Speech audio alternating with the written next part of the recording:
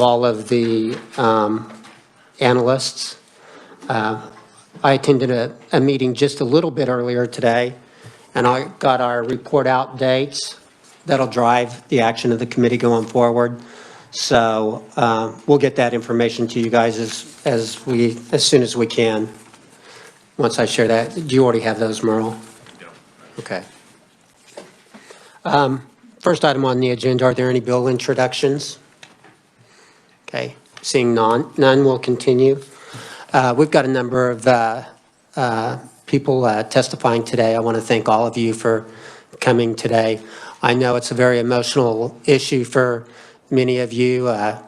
Please remember to try to be courteous, as we go through this.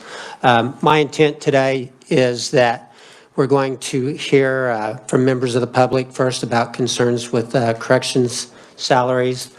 Then we're going to give the agency opportunity to speak. One thing for you to note on your agenda, we've got Kayla Janko, Director, Cimarron Basin's Community Corrections, listed under public comment in the corrections area. She'll actually be one of the community corrections agencies. And I want to personally thank Kayla for stepping up and testifying. She's a member of my community and my community corrections director, and it's always nice to have someone at home, even though it's written only. So with that, the first person testifying today is Chris Snyder. Chris, are you here? Can you come up? Please state your name and we'll get started.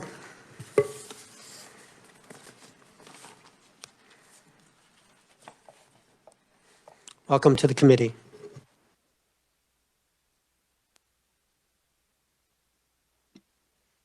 Better? Yes? Yes. Okay. Thank you. My name is Chris Snyder. Appreciate the invitation today. I am currently employed at the Hutchinson Correctional Facility as a unit team manager. I promoted to that position in November of 2018. In May, I will celebrate my 20th year at HCF. I was invited today to speak specifically regarding salary and wage issues related to the Hutchinson Correctional Facility. I am not, however, an official spokesperson for HCF. Therefore, I will generally use examples that are related to my own personal experiences and that demonstrate how these issues have affected me in my position. Yet, while I'm an individual, my situation is not unique. These discrepancies to which I will refer affect virtually all positions at the facility level. Sometime in 2016, the decision was made to start moving some job vacancies from classified to unclassified. I must admit that I have little understanding of the reasons for this change, except that unclassified employees are at will and can be terminated without requiring any formal disciplinary process. I do believe, however, that this change has resulted in unnecessarily complicating the pay structure.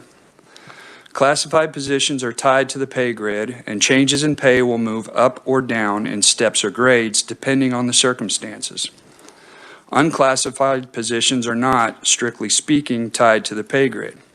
Yet changes in pay for unclassified positions are still directed in terms of grades and steps, and these differences require two separate processes in order for unclassified staff to be included in the recent funding allocations.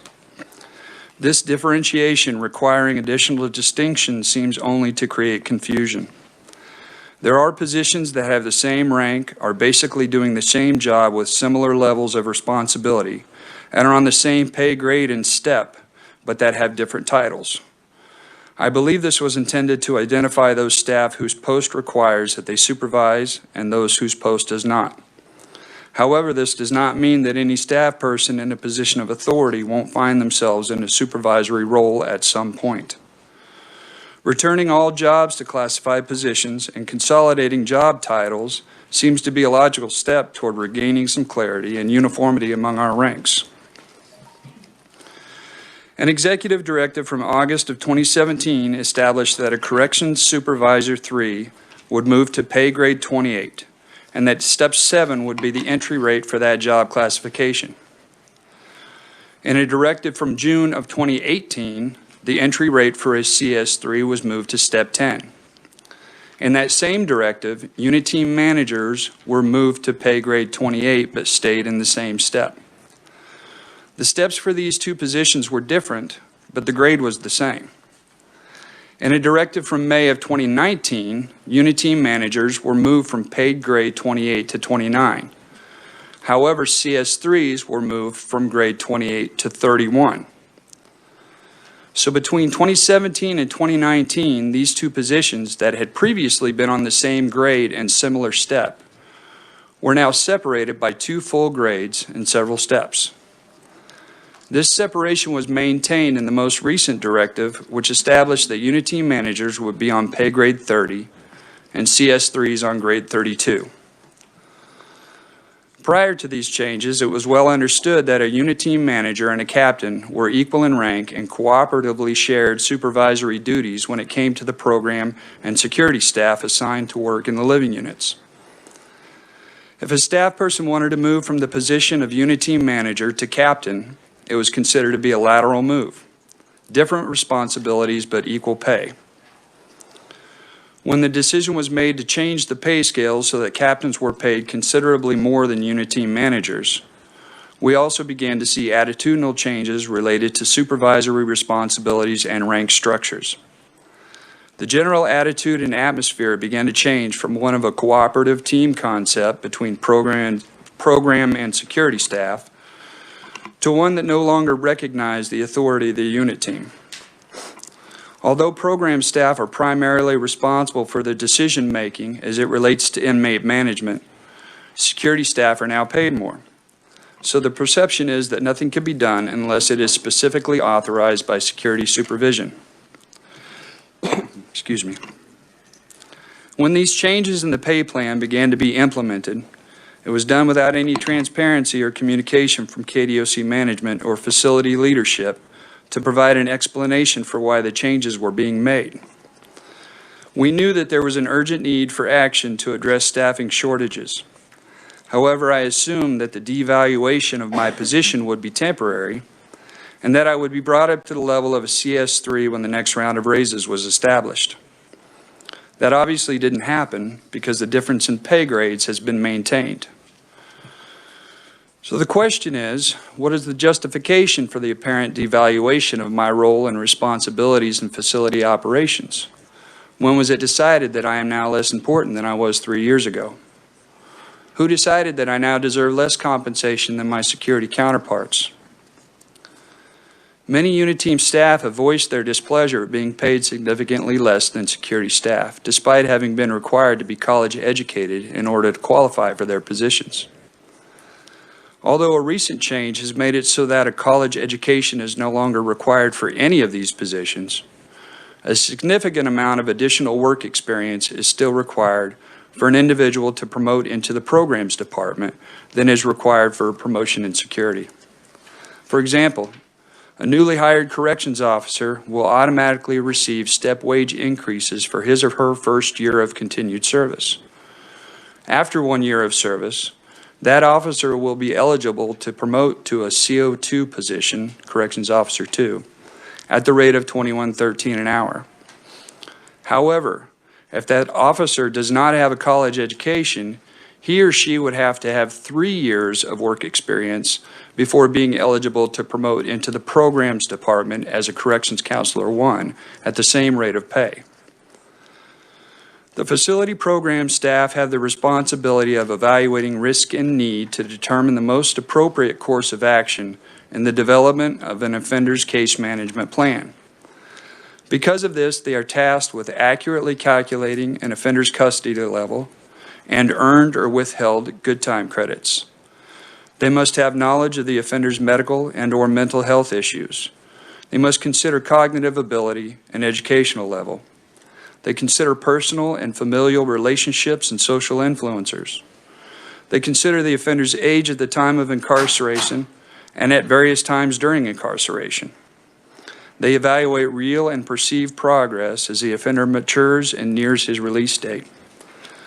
All of this helps the unit team counselor to make recommendations for program participation, detail assignments, custody exceptions, housing assignments, transfer requests, all things that have the potential to either positively or negatively impact the conditions of an offender's confinement and his ability to succeed when he returns to the community. It is the program staff who are primarily responsible for completing these necessary tasks. In addition to all of this, most unit team counselors were security officers before they moved into the programs department. Many still maintain their security credentials and manage security posts in times of staffing shortages. They are essential as we work toward fulfilling the mission and vision of the KDOC. A review of the published tasks and educational requirements for corrections officers, corrections counselors, and corrections unit team that is provided through the Kansas Department of Administration will offer some additional clarity regarding how glaring the discrepancies are between what is expected and required of program staff compared to security staff. All of that being said, I want to make it clear that I will never suggest that pay increases for security staff are and were not deserved. However, it's now time to pay attention to the rest of us. In a perfect world, personal pride for a job well done would be enough to maintain high standards in work performance and loyalty to the industry. However, in the real world, people expect to be fairly compensated for their work. As a result of the existing pay structure, there is absolutely no incentive for anyone to strive to be exceptional every day, and there is very little incentive for staff to even strive to be acceptable. It is understood that there is little to no consequence, no matter how well or poorly they perform their duties. And so there is no professional incentive to do anything more than what is absolutely required. What I believe we need is a comprehensive look at our pay structure by a panel that includes KDOC management as well as a multidisciplinary team at the facility level. We can no longer make changes to the pay structure based only on today's most emergent needs. Kansas State employees should not have to write their congressperson to get a raise. I believe that we need to build a system that will work fairly and equitably for all, every job in every department.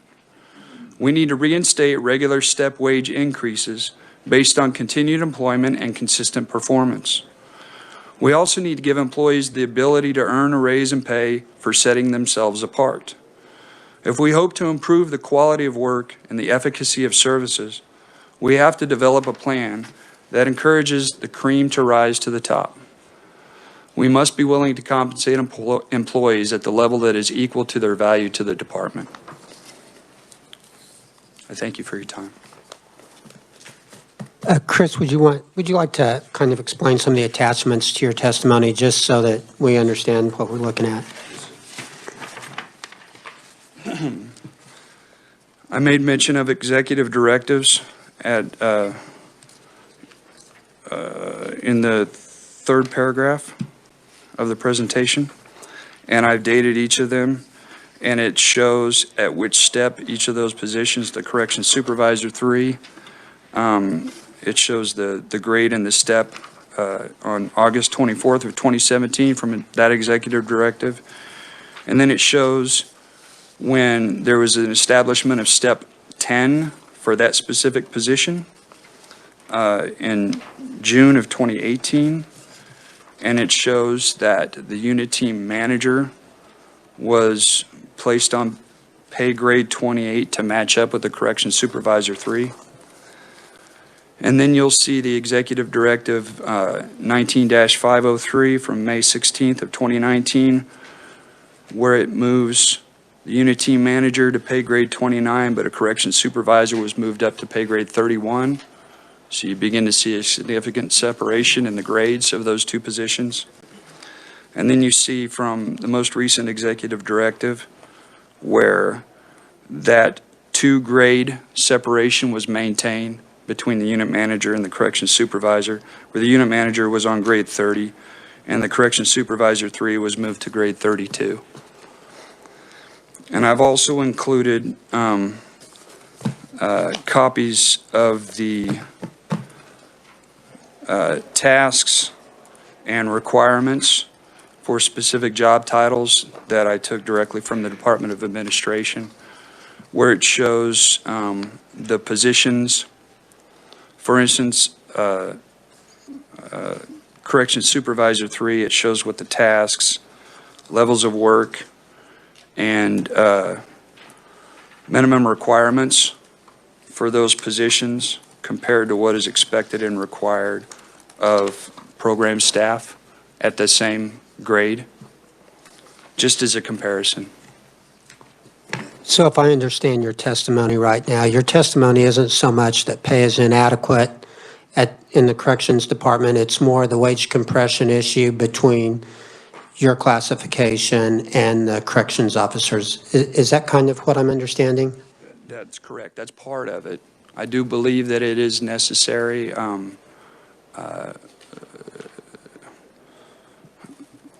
Big picture, giving people the opportunity to earn a raise in pay, I think is important in this industry. The way right now to make that work would be to reinstate step wage increases and have merit-based raises. I understand that it's previously been tied to our evaluation process, but that was always dependent on the funds for those raises to be legislated, and I don't have any understanding that that has ever happened. And the wage compression issues in your mind are between the unit counselors and the corrections officers, and it really isn't a factor of length of service or anything like that. It's more you're supportive of merit raises based upon the better job you do. You can increase your deal, but you feel like you're paid less than an equivalent position in the supervisory or the security detail. Personally speaking, yes. Okay. Again, I want to make it clear, security has deserved every raise they've gotten. I'm not saying that at all. I understand what you're saying. Every Yeah. other position needs to be moved up 2 grades to make this more fair. Okay. And I'm talking librarians, clerical staff, recreational staff, everybody, to make it more reasonable compared to the raises that were necessary to address the staffing issues that we've had. Thank you. Any other questions for Mr. Snyder? Representative Delperdane. Thank you. Appreciate you being here. I'm just, the other day, you weren't here, but we got our hands on a pay chart, civil-based pay plan, but it's got the steps and the pay grades. And when you referenced in here on the first page that going from CS3 is moved from pay grade 28 to 31 and a couple of others, was it a pay increase because you could take a step back in the next grade up and actually be equal to or less than? So was it true progressions, or do they manipulate that as we go here? For me personally, when I was on pay grade 29 and moved up to pay grade 30 in step 11, if you can look on your chart, they had me at 26.29 per hour, and I was moved up to 27.61 per hour. If I was moved up to pay grade 32 with the captains, even if I was dropped down to step 8, that would have increased my pay up to 28.31 an hour.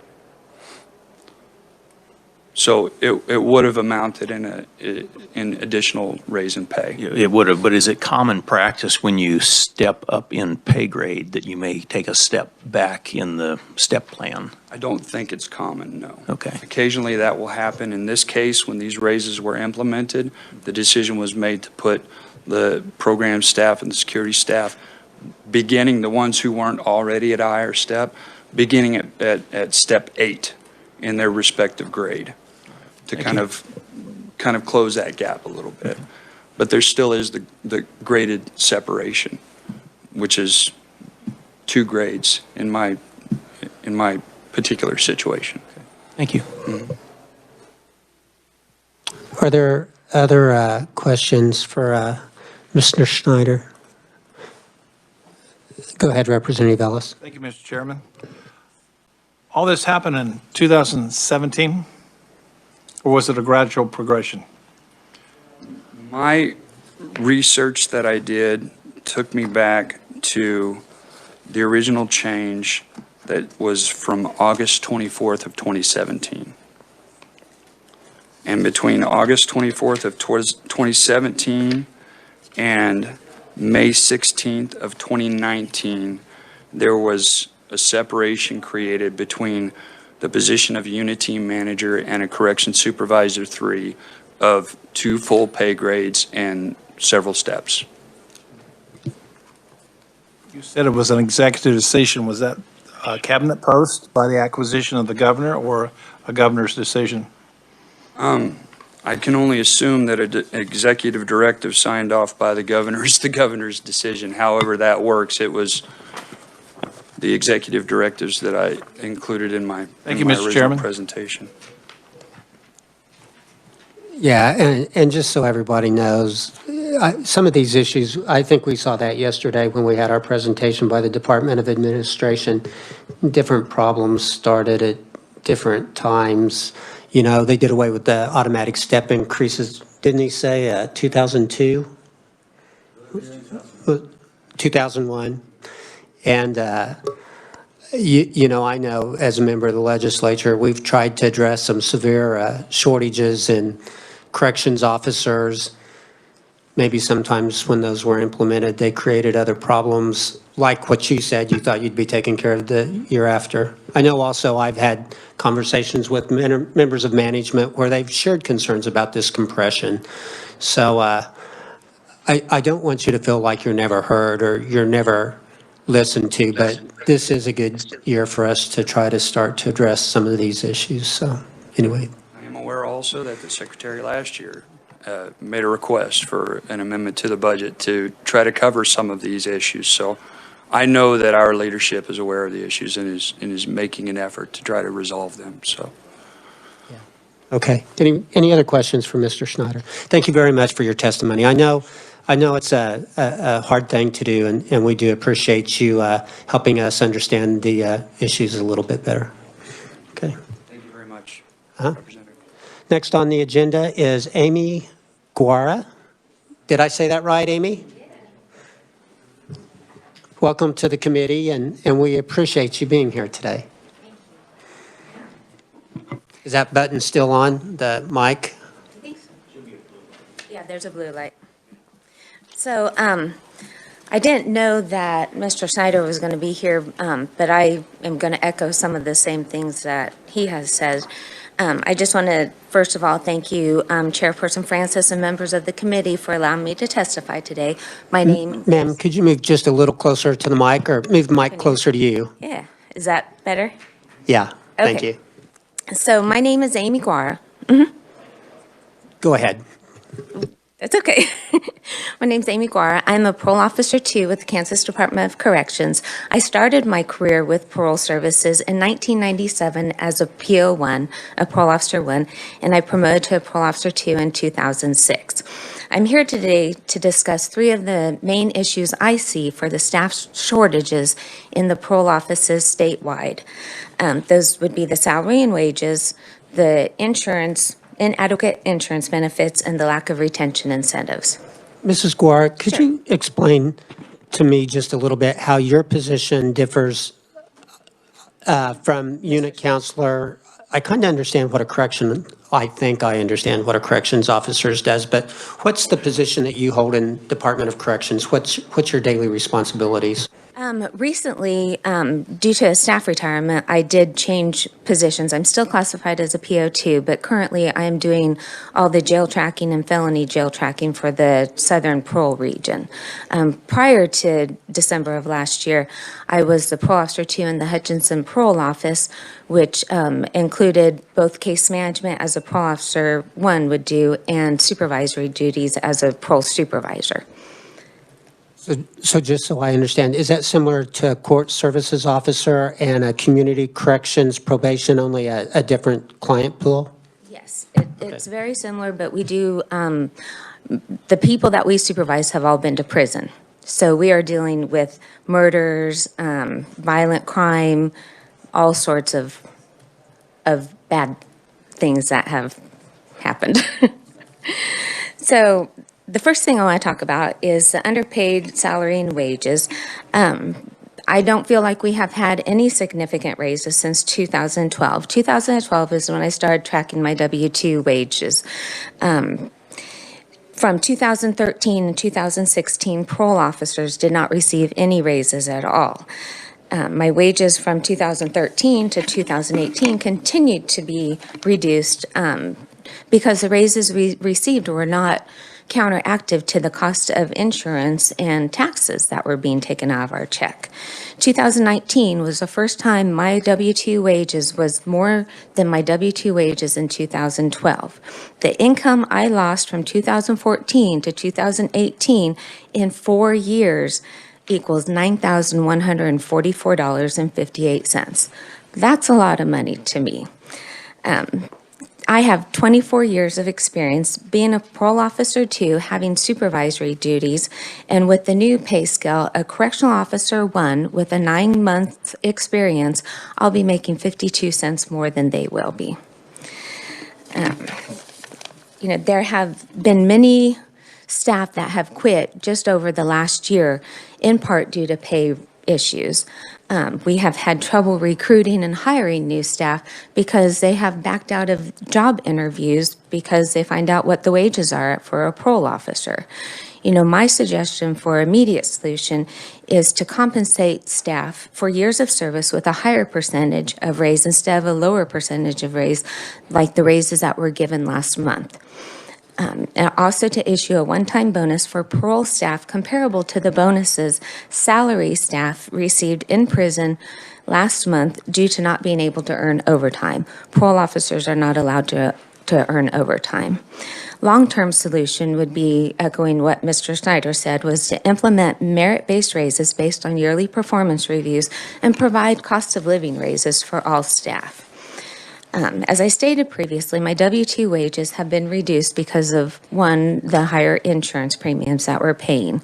In 2016, a family plan on Plan A with Aetna cost for medical was $341.94 a month.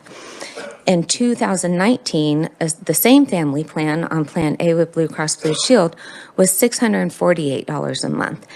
The premium nearly doubled in 3 years, and that doesn't include dental or vision, and the out-of-pocket cost that we have to pay, even with the high premiums, continues to go up. And I gave some examples in my testimony here. I would like the state to negotiate insurance plans with a lower monthly premium and better medical coverage. The third issue that I'm here to discuss is the lack of retention incentives and longevity pay. Longevity pay is something that was earned after 10 years of employment. Prior to 2012, the longevity pay went from $50 per year of service to $40 per year of service.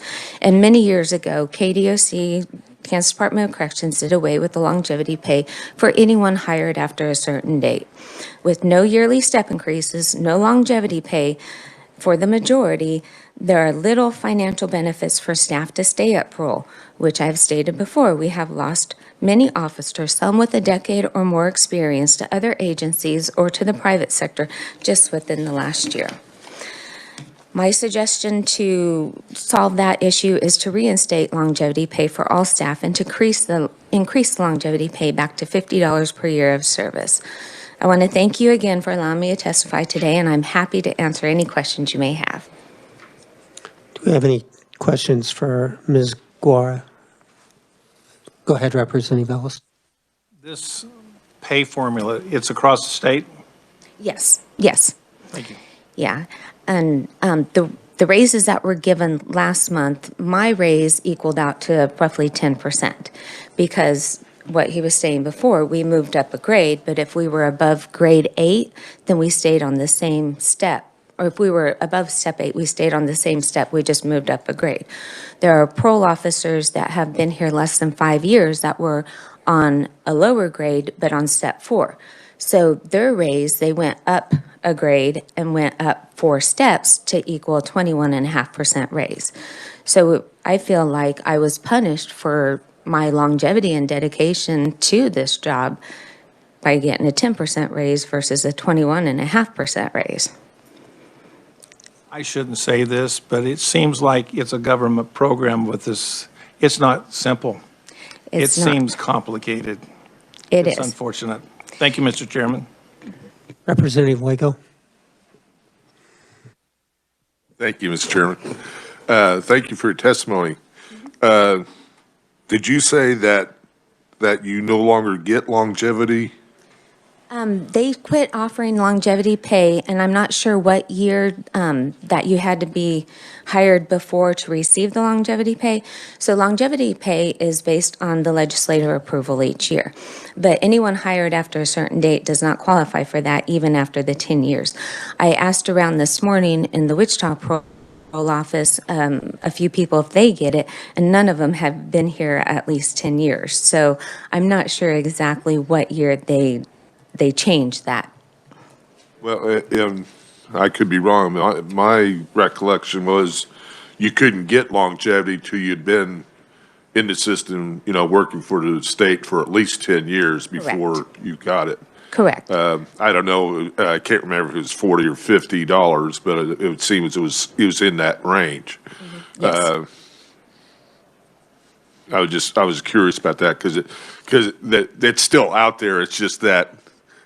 But if you were hired after a certain date, even after you hit your 10 years, you don't qualify for it. You don't qualify at all? No. Okay. Do you know what that date was? I don't. Like I said, I asked some people in the Wichita office, and none of them had been there 10 years. So I wasn't sure exactly what date that had happened, that had changed. Maybe we could find that out for sure. Thank you for your testimony. Thank you, welcome. Mr. Chairman. Other questions? Representative Delberdine? Thank you, Mr. Chair. Appreciate you coming up here. Sure. I don't know if it's a question or a comment, but on your page 1, the last item, number 2, my W-2 wages from 13 through 18 continue to decrease. And it goes Yes. on to say it was counteracted by the increased cost of insurance premiums. Yesterday, we had testimony from the Office of Personnel Services, Department of Administration, and I asked that specific question almost word for word, and I was told, no, that is not true. I have a printout of the W-2 wages from 2012 to 2019 that I've been keeping track of. In 2020 was the first time I didn't have the family plan. I just had my spouse and I on the plan. And so I didn't feel like those premiums would be equivalent. But I do have a printout if you would like a copy of, to show the exact amount and the wages that I brought home. I would appreciate if you could. It's not Yeah. something I want to make public to everybody, but I Right. would like to follow up with the individual testified, just to Is it tell me okay? I'm wrong. Yeah, can I Give it approach? to one of them, but don't give it to all of us, because then it becomes public record. Okay, can I'll I talk to approach? you later on Okay, it, so. that's fine. Other questions? One question I have, and the community corrections people are going to speak later on in the presentation. I've heard anecdotally that you, and because of the raises of the court service officers and these raises in December, that you make comparable salaries to the court service No. officers? No. Okay, do you feel like your wages are equivalent to the court service officers, lower or higher? Lower, definitely. And what Mr. Snyder was talking about, his wages, my wages are lower than his. And I've been here 24 going on 25 years, and have worked in as a supervisory position. These are the emails of the 31 staff that have left the department since February of last year.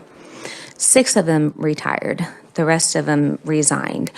I know definitely there's a good number on here that did go to court services, but I don't know where all of them went. Okay, just trying to figure out where everybody is on the scale. I think that's a lot of the problems throughout this, is as we address different issues, things become out of whack with what they've been traditionally, so. Correct. Yep. Anything else from Ms. Guara? Representative Ellis?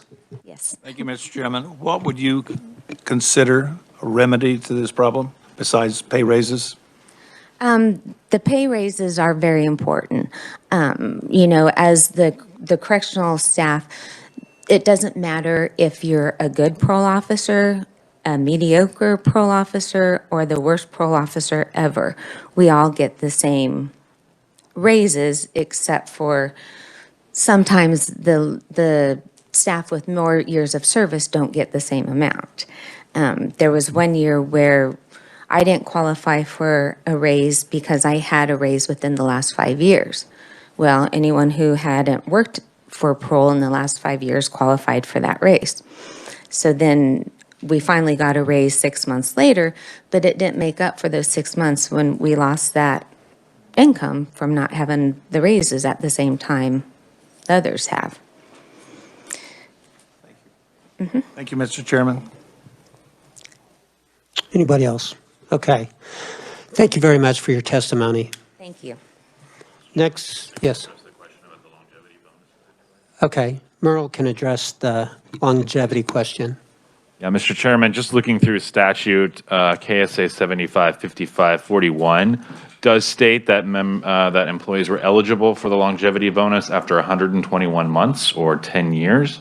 That statute was modified by the legislature in 2008 to that the provisions of the statute shall not apply to any state employee employed after June 15, 2008. So effectively, modified to eliminate the longevity bonus for anybody employed after 2008. Okay. So it was done in 2008 by statute. Yes, Mr. Chairman. All right. So for those employees hired after that period. So some may still receive that longevity bonus, but if you were hired after 2008, you're not eligible. Okay. All right. We have Justin Reed written and WebEx. Logan, is Justin Reed on WebEx? Okay. Can you go ahead and give him the floor? Justin, welcome to the committee.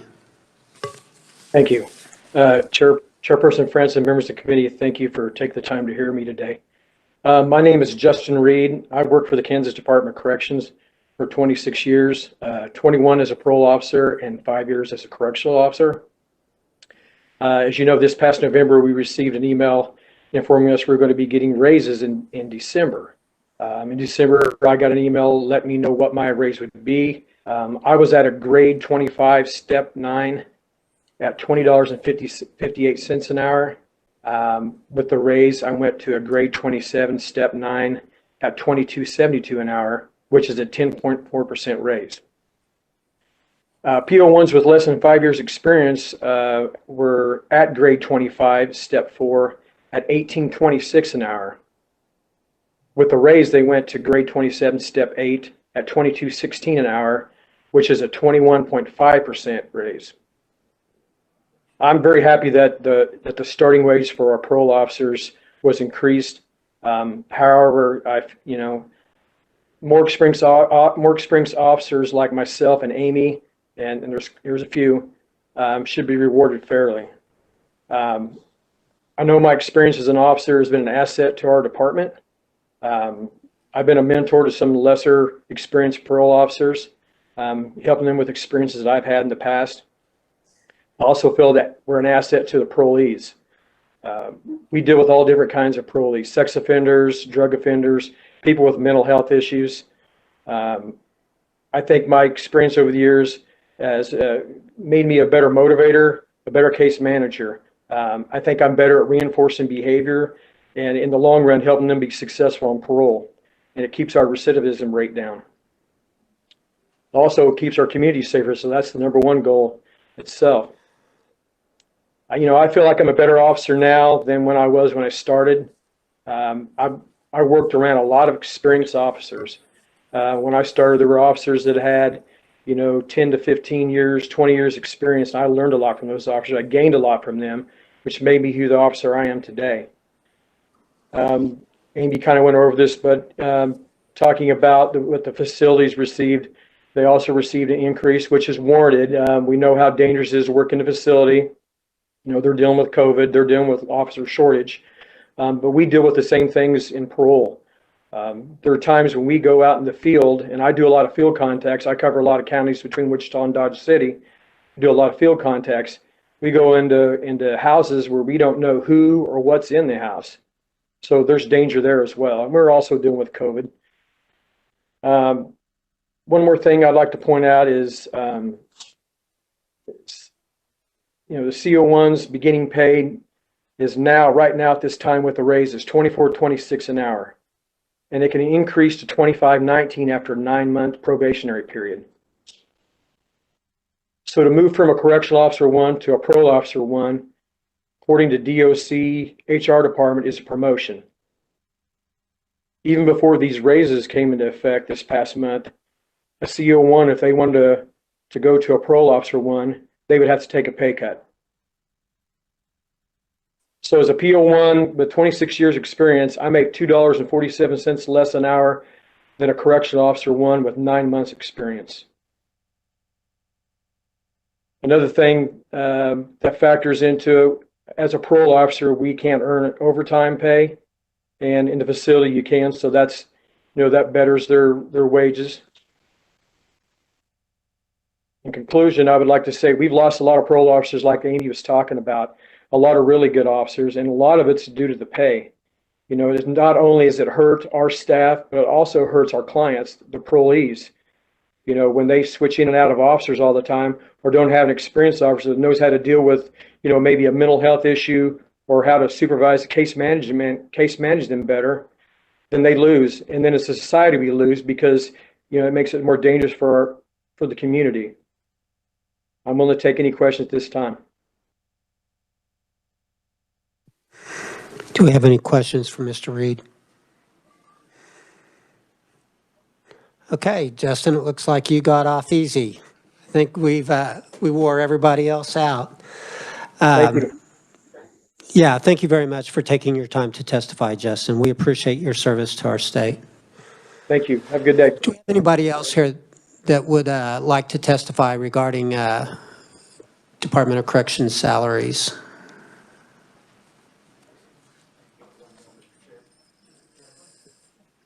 Jennifer, would you like to come forward?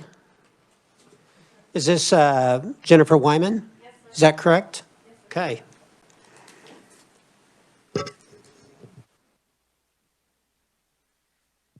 Welcome to the committee. And tell us what your position is as it compares to some of the unit counselors and the probation officers, or parole officers, excuse me.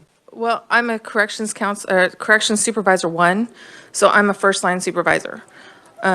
He was talking about his CS3, which is my captain. That's 2 positions higher than I am. All right. So how many people do you supervise other corrections officers in? Is that correct? Oh, yeah. And how many do you supervise at this time, roughly, when you've got a full crew? Oh, when we're full staffed? I can't even remember when that was, but probably around 20. And how many employees do you have now with the shortages that we have? 5. Okay, thank you. All right, good afternoon. Thank you for having me. My name is Jennifer Wyman, and I am a Master Sergeant at Larned Correctional Mental Health Facility in Larned. I'm here today to let you into my world of corrections for just a few moments. 13 plus years I have been a corrections officer now, and I can't believe I actually made it that far, and I'm sure my supervisors have said the same thing a time or two. I have worked with the mentally ill, and they are maximum custody inmates. I did that for 10 years, and I thoroughly enjoyed that. Those were since moved to Lansing and Hutch and El Dorado, and now Larned houses minimum, maximum, and medium inmates. I have dealt with crap being thrown in my mouth, my face, my eyes. I was on shift for the disturbance that occurred in Larned on November 6th of 2018. I have inmates threaten to fight me, rape me, kill my family once they're released, the whole works, I have had surgeries due to these inmates as well. And I have sat with other officers while they're in the ER trying to piece their lives back together. In spite of all this, I do have 3 other jobs. I live alone, but please don't tell my mastiffs that. We are on the verge of going to 12-hour shifts because we are so short-staffed, which you've figured out. and my other 2 jobs are going to suffer if that does happen. I work overtime as much as my body allows. I'm not 20 years old anymore. But I have to keep my name off the top of that mandatory list. It's tough to work until 2 a.m. and then get up at 5 to go to my other job. So I work on my days off to avoid that. In fact, I just worked 41 days straight last fall. I think I'm still paying for that. New officers are hard to keep, and we experienced officers are even harder to keep. We have no reason to stick around. We see supervisors trying their hardest to keep the new staff, but what's being done to keep me around? Longevity pay was stopped about a year or so, which I just figured out was now 5 months before I started, so I have no reason to stay. If there was a type of longevity pay, it may help retention in both the newer and the seasoned officers. KDOC had 3 raises within a short period of time about 5 or 6 years ago, and you had to meet certain requirements in order to get any of these. I met one. I was training another master sergeant who had been there for 3 years and who was making more than me because she qualified for 2 of those. So now after 13 years, I'm making the same amount as a new master sergeant who's been at the facility for less than 4 years. I'm not sure if that's normal or standard practice in other jobs. Usually those who stay longer are paid more than the newer employees with the time-in bonuses, step bonuses, whichever you want to call them. It's a way to pay for the skills and the knowledge that the veteran staff have that's being passed on to the newer staff to keep them safe, to keep the facility safe, and most importantly, to keep Kansas safe. Corrections is a tough job. Any law enforcement job is tough, but it's also rewarding. I usually kid the inmates as they're walking out the door to release that the door is one way, it's exit only. But I have admitted that I have seen many return within the KDOC. However, I have found my one that I have sparked change in. I told him during a disciplinary hearing for fighting with a weapon that I saw something in him. I know other inmates looked up to him for being a gang dropout and for doing so well in that length of time. He thanked me and exited, and almost every single time I saw him after that, he would smile and come up to me and tell me what he had accomplished that day, what his goals were. He even laminated them and carried them around with him. He was so proud. He's now a minimum inmate who has taken college classes in carpentry, welding, accounting, computers, entrepreneurship, and he just started a new one. Any class you put in front of him that Barton County offers, he's going to take it. He wants to own his own construction company when he releases. He's my one. He's the one that I keep coming back for to find a second success story. That's why I keep coming back day in and day out and putting so much effort into the Kansas Department of Corrections. I want to thank you for listening to my story. I am grateful to be able to do this in front of you, and I believe in my heart that things will get better, but not without a little help from you guys. Thank you.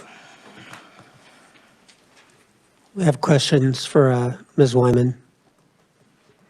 Go ahead, Representative Delperdang. Thank you, Mr. Chairman. Appreciate you being here. So I'm looking at a totally different chart. Again, I'm grabbing stuff from yesterday. But, I don't know anything about steps, so No. I just show up to work and get paid. And I won't ask you for your W-2 either. Thank you. On here, it's listing out temporary pay increases that I'm going to say you are receiving, but are you at the higher ranks receiving this? Is it hitting everybody? Is it hitting just the lower ranks? I am receiving those except for number 3, which I think is the nurses. Correct. So I'm getting 1, 2, and 4. Okay. Has that temporary made up for, in other words, if that became a permanent, is this going to help solve some of the issues? I still think longevity pay is the way to go. Like I said, I've been here 13 years, and it would be nice for someone to say, hey, thanks for your time in. But honestly, my paycheck this last time was smaller than the one before, and it had that bonus and those temporary bonuses in it. But I also worked a little less overtime because I'm a little hurt in the unit here, so. All right. Well, thank you. So do you have any rough idea about what the percentage increase in pay you got in the December I got $1.20 flat? flat. I got $1.20. Okay. Sergeants that are below me got $2. What was the difference on that, the $1.20 and the $2? I'm sure it has something to do with the steps. I'm not sure. Okay. Like I said, I just show up and work. Right. Other questions for Ms. Wyman? So you don't know where you are as far as pay grades and steps? Are you pay grade whatever? I have no idea. I'm really sorry. That's something that kind of confuses me, and so I refuse to learn it. Okay. But Well, I'm sure it's my boss confusing. here would know. It's confusing for us too sometimes. Exactly. We don't work with it every Exactly. day. All right.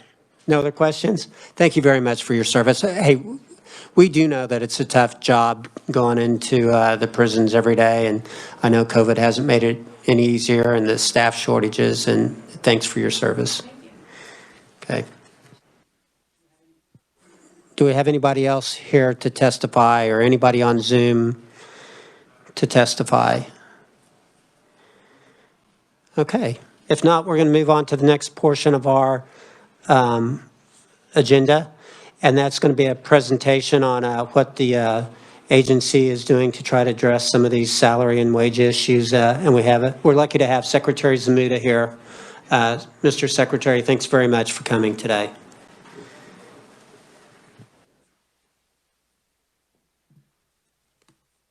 Thank you, Mr. Chairman, members of the committee. It'll take us just a minute to get our laptop set up.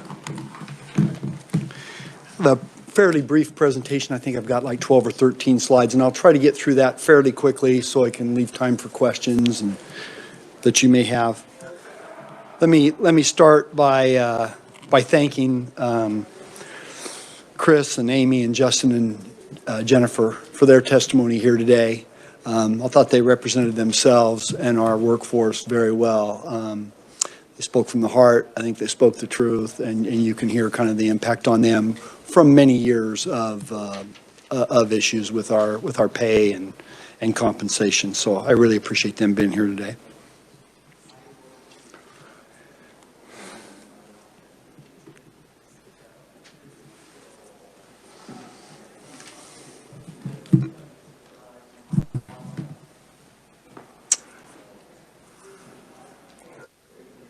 There we go. Yep.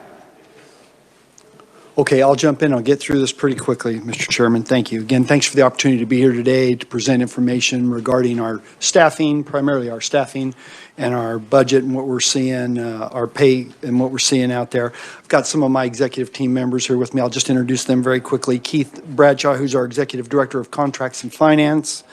Randy Bowman, Executive Director of Public Affairs, is with us. Joe Raby, Deputy Secretary of Facility Management, is here. Hope Cooper, Deputy Secretary of Juvenile and Adult Community-Based Services, and Margie Phelps, Executive Director of Programs and Risk Reduction, are here with me, and they'll hopefully be able to help on the in-depth questions here. So much like's going on throughout the country and in our communities. We're experiencing staff shortages and having difficulties attracting a workforce, much like every other entity is.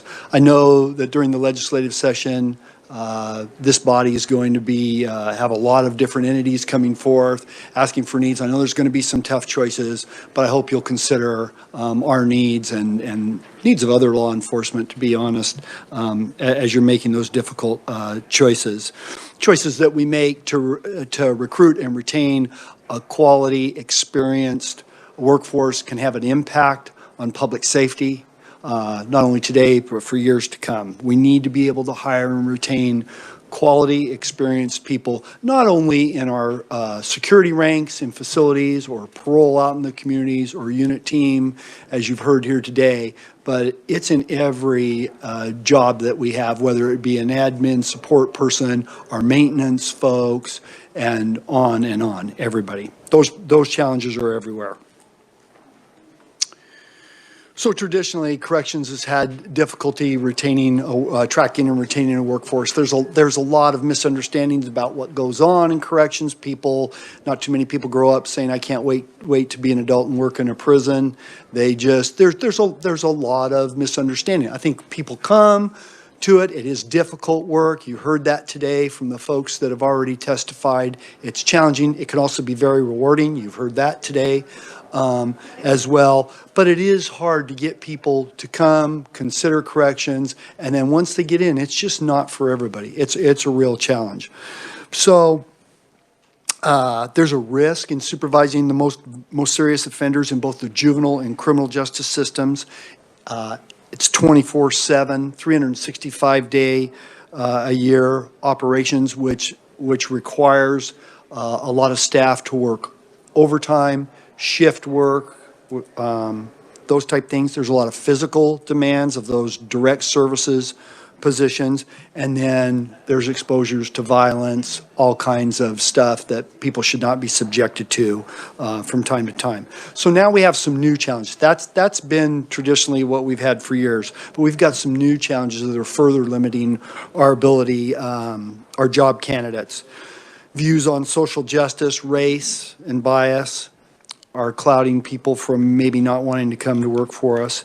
Increased expectations of the workforce for flexible work schedules and work-life balance. A lot of our work is very regimented. It shifts. Somebody needs to be there at 6 a.m. and they're not leaving till 2, and then somebody needs to be there from 2 to 10 and from 10 to 2. New expectations of the workforce to work from home. You know, the new technology allows people to work remotely pretty effectively. And again, we have some of that we can do in the organization, but much of our work needs to be in person or in the office or at the facility. And then, and I'm not quite sure what's contributing to this, but there just seems to be a diminishing number of people out there in the workforce that are looking for work or anxious to apply. So I'm not sure what that is. Some common strategies that we've typically employed and are employing today, we are employing all of these today to combat our shortages. Our staff vacancies are at an all-time high, and I'm going to show a chart a little bit later that I think will reflect that for you. I've been in corrections for about 34 years, and they are the most extensive staff vacancies that I've ever experienced in my 34 years. It is a crisis and has been for some time. People are working excessive amounts of overtime in facilities. People are carrying higher caseloads. People are doing duties outside their normal responsibilities. It's all hands on deck, and God bless our staff. They're hardworking, dedicated people, but they're wearing out. They're getting tired. You heard a little bit of that today, and that's real.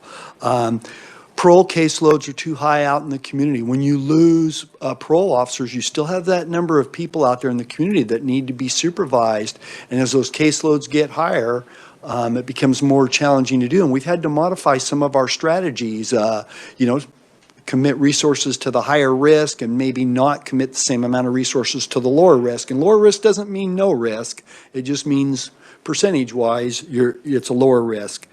And then the governor has recommended, implemented the 24/7 facility pay plan. We've talked a little bit about that. I know you had a presentation yesterday from Mr. Knowlton from Department of Administration on that plan, and I'm going to talk about it just a little bit at the end and then certainly can answer some questions. Mr. Secretary, I don't want to interrupt you, but do you have some graphics that you could share with us at some point about how the 24/7 plan that was passed in December affected different classifications in your department? I've seen some of those graphics somewhere, but I think the committee might be interested in that eventually. Okay, I'll maybe touch later, on it a little follow bit. I up. can talk about it a little bit. It won't be the same as you being able to see it. I think Representative Delperdang has that one flow chart. The thing I That sent you. flow chart is about the best. Does the committee have copies of that? No, they don't. Okay. Do we have? Can we get that? Do we have the means to make copies? I have a copy. Merle will get it to us. Okay, and I'll speak to it. Okay. And it's kind of a complicated thing. There's permanent, and then there's temporary, and then we're going to have issues, aren't we, with staff if we don't pass the temporary? We could, yes. Yes, we could. And if there's a means to make copy, I have a copy. If somebody wanted to go make copies, when I get to the end of the presentation, it might help you follow along, if I could suggest that. So, okay, good deal. All right, I'll get back to it. So the majority of staff working in Kansas with juvenile offenders are employed by local community corrections agencies, and I think you're going to hear from local community corrections today. And again, the issues that we're having in parole are not altogether different than they're seeing with the folks that they're supervising. They're also being impacted by workforce issues. They're also being impacted by the pay increases that court services staff received this past year, and now impacted by some pay increases that we've given to our staff. And I don't begrudge those court services staff.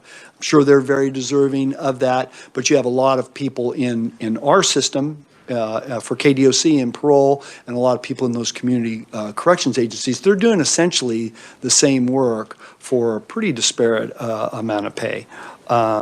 Again, if we don't have the staff available to adequately supervise those folks out in the community, and not just staff, but the right staff, well-trained, experienced, then there's a public. Mr. Secretary, could you tell me what is the client population that the court service officers supervise? You guys have the post-release prison population. I believe community corrections primarily have those that haven't been sentenced to prison yet. So what's the population that court services? I think I have that. You know? Notes here. So parole, which is KDOC, parole supervises adult felony post-release supervision folks. So folks that have done a felony, committed their crime, they've been released, and we're supervising them out in the community. That's what KDOC does. Right. Court services, of course, that's operated by the courts. They have low-risk felony probation and misdemeanor probationers. So why is that population different than community corrections? What makes the distinction about whether you go with court services versus community corrections? Maybe I'll refer to Deputy Secretary Cooper. Could you explain that? Or one of the community corrections people. I mean, it gets confusing to us. We've got three groups doing similar things. Mr. Chair, members of the committee, Hope Cooper, Deputy Secretary. So the three entities, court services has, the difference between court services and community corrections is based off of the risk, that the assessed risk to reoffend. So court services has low risk felony and then misdemeanor cases, and then anything pre-adjudication. Community corrections has moderate and high risk felony cases, and they also supervise Senate Bill 123 offenders. So community corrections actually has a higher risk population than court services. And the judge makes the decision, or is there a sentencing grid that decides where they go? It's based off of the risk. So they do a risk assessment. Sentencing grid then, basically. Okay, thank you. Thank you, Hope. I would add that a significant portion of community corrections funding is provided through a pass-through grant process. It's funded through KDOC, and then we have a grant process, and they may talk about that a little bit today.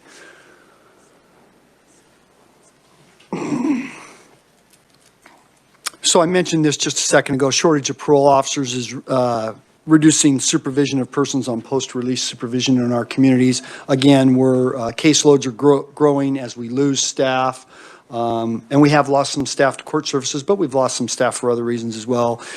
When you have about 15 vacancies, and that's what we had at the time that this slide was developed, that 15 vacancy staff supervise over 800 folks on a caseload, and those 800 have to be redistributed. So then again, it becomes mitigating the risk, and you're making some choices.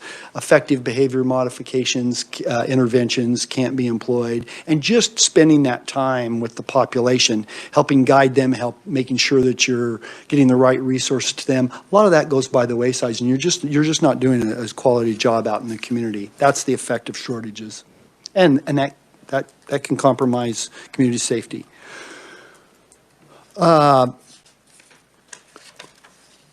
So programs and reentry, our workforce shortages are impacting our ability to be able to provide programming to the degree that we were prior to the losses.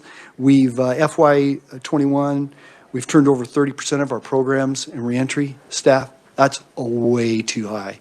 10% would be too high. Again, that experience and that knowledge in that type of work is just invaluable. Applicants from those positions often come from internal candidates, but again, we have some compression and some pay issues that make it not as attractive, and where people feel like staying in security might be the path, and you've heard some of that today.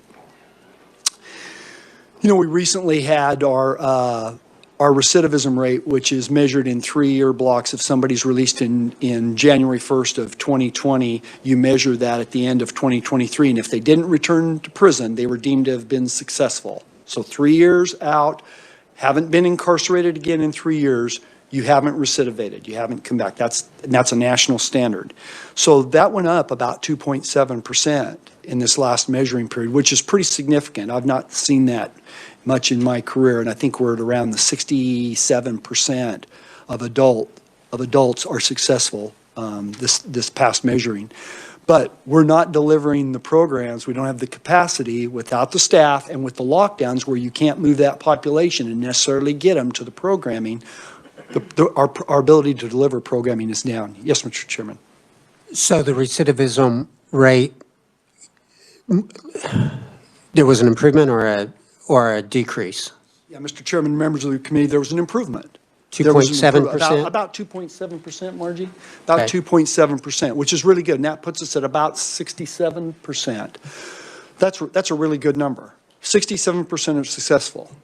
And are there specific programs that you think led to that success?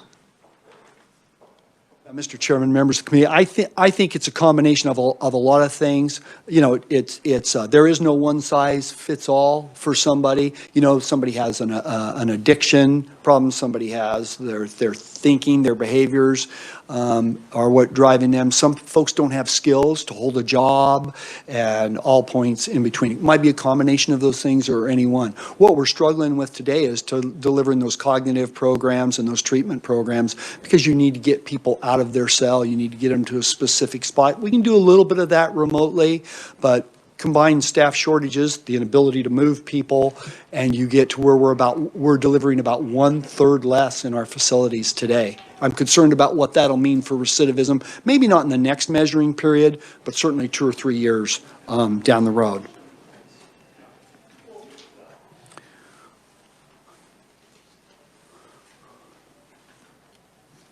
So the only state juvenile justice system employees are at the Kansas Juvenile Correctional Complex. This illustrates some of our staffing issues. 68 uniform vacancies and 5 additional on extended leave. That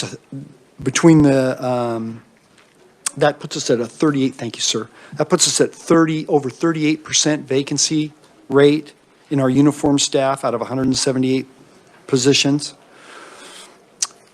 We know that in November, we were projected to have an uptick in the population. We haven't necessarily seen that, but we know anecdotally from talking to folks out in the community that there's a number of juveniles in the system, probably headed our way. We've consolidated the populations to reduce our footprint. We've done that in all of our facilities, and where we've closed housing units, shrunk them, filled up other housing units to just maximize the use of our staff. We've done that at Kansas Juvenile Correctional Complex as well. But having those youths consolidated into fewer units, the more you pack people in, the more problems you have, the more acting out that you see, and the increased negative behavior. So we're concerned about what that looks like at KJ. At our adult facilities, we've already had to modify our facility operations. More modifications may be likely. We have 466 uniform vacancies at our adult facilities, 8 adult facilities, and 157 additional staff on extended leave. And that might be COVID, that might be people who can't fill a post, they've got another illness, what have you. We've gone to 12-hour shifts, as you heard, at El Dorado and our Lansing facilities. May have to go to 12-hour shifts. At others, you build in overtime when you have 12-hour shifts and you're working people at least 4 hours a day and Probably very few are working working 4 days a week. Most are probably working 5 and some 6 and what have you. So we've gone to 12-hour shifts, may have to do that in some other facilities. We've closed 12 housing units at 8 facilities. That's 1,865 beds. That reduces our footprint and the need by 133 uniform positions. The saving grace on being able to do that is our population is down. We were at a high of about 10,100 just prior to my arrival. I think in the spring of 2019, April of 2019, we were at 10,100, and we're at about 80, this morning I think we were at 8,305 in our adult facilities. So having less people has allowed us to shrink the footprint a little bit.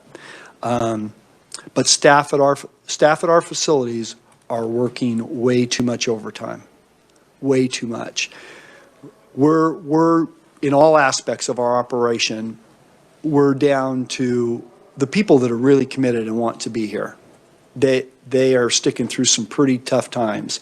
You can't question their commitment and service. But even those folks, there's a limit, the amount of hours that they're having to work and what they're having to go through. So I'm concerned about what the future holds if we don't find some solutions. And you heard this from the staff, but it bears repeating. As we work towards solutions, it really has to consider all of the staff that contribute to it. It's like a football team, and you can have the best quarterback going, but if you don't have somebody snapping the ball, you don't have somebody blocking, you don't have somebody catching it. Everybody plays a role in helping us have a good agency and helping us serve the criminal justice system and our communities. We struggle to compete out there in the private sector and even with other government entities, not just court services, with recruiting staff. And I'll just use one example, and there's many, but I'll use one. We had an accountant 5 position in our central office here in Topeka this spring. We had it open for months. We announced it a number of times, and we never did find a qualified candidate. So we repurposed it. I think we downgraded it so we could fill it, get somebody to help do the work, and we just can't hire anybody. We're just not competitive in a number of different ways. So it is a holistic approach whenever and wherever possible. So the impact on the shortages, again, potential for increased crime in the communities. We lose that experience and just to echo what the staff say, I hesitate to. Here's what I hear from staff. I hear those step increases were meaningful, and when those went away, that was tough. And then our compression issues. When we lose that experienced person, I wouldn't be so much for just rewarding somebody for longevity, and you heard about performance. I agree with the performance piece, but really retaining that experience, not just retaining somebody because they've been here for 5 years, but retaining that experience and that knowledge that somebody has in 5 years. You're rarely going to hire somebody to backfill that position that's going to bring that to the table. There's nothing to replicate that experience. So we lose that when we're losing people. A lot of inexperienced folks come to us. Not that they're bad folks, but they just don't know what they don't know. Managers and our managers and supervisors aren't able to do their jobs and help guide and supervise people. Many of them are having to work a line staff post to get us through the day or get us through the week, and there's just no time to spend with your staff helping them along. So that's an issue. Our overtime costs are up 49% over last year. And again, we just have exhausted people, both emotionally, physically. It's impacting their family lives tremendously. People can't get any time to spend with their family, and it's just creating issues for them. Let me show a slide.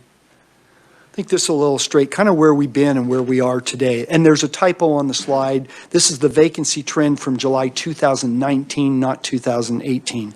And I know the graph's a little bit hard to see, but if you look at the arrow on the left, that's June of 2019. There were a lot of staff shortages. For those of you who've been around a while, there were a lot of staff shortages back in the time. That's just prior to my getting here. I got here in July of 2019. But we had a lot of shortages, had some riots, whatnot, and so there was some substantial funding allocated to help primarily with uniform staff, officer pay. And it ended up resulting in about an 18% increase for those uniform staff. It wasn't pay for others, it was primarily the uniform staff. And you can see as the graph goes up, that's a greater number of vacancies. So you can see a high point in June where that arrow, those pay increases were established there, and you see the vacancies start to drop. And when you get to the middle arrow, that's April of 2020. And we're at a pretty much a pretty stable staffing pattern. I think we reached a low of about 70 uniform vacancies and kind of stayed there for a fairly good period of time.